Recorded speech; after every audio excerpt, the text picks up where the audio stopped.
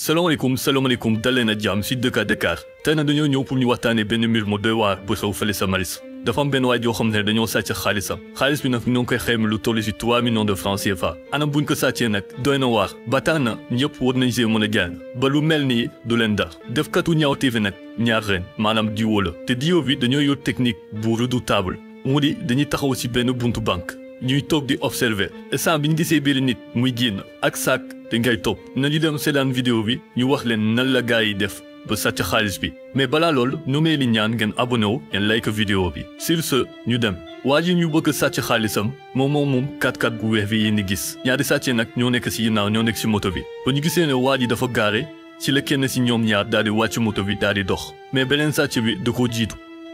nañ seetaan nañu accéléré tuuti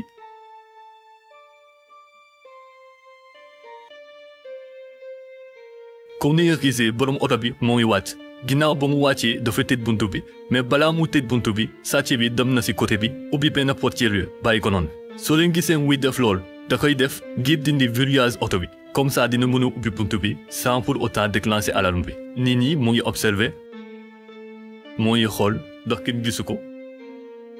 saa yi bëgg na passé à l'acte mais dafay sol masque bu gars yi bañ koo xàmmee mais xamul ne caméra de surveillance yi jël lañ ko ba pare. décidé naa dem dugg na si biir jël na xaalis bi ba génn dem yoonam en moins de quelques secondes dugg na si biir oto bi jël xaalis bi daal di génn dem yoonam. mbir mi nag moo yi nii gars yi seen technique bi nekk na technique boo xamante ne c'est extrêmement élaboré pour contrôler lii nag c'est simple mu di saa yi soo sécuriser sa oto taxawal quelques secondes. ba xool ndax buntu bi verrouillé nga ko parce que mën nga jàpp ne tëj nga ko ol ko tëjoo ko gars yi def li nag jamono ji police moo leen di wër soo leen amee bépp information bu leen di permettre du mën koo identifier mu leen ñu ko wax à travers les commentaires bu leen fàttee abonné ngeen partager vidéo bi sur ce ñoo ñu waxante ba beneen sur DK Dakar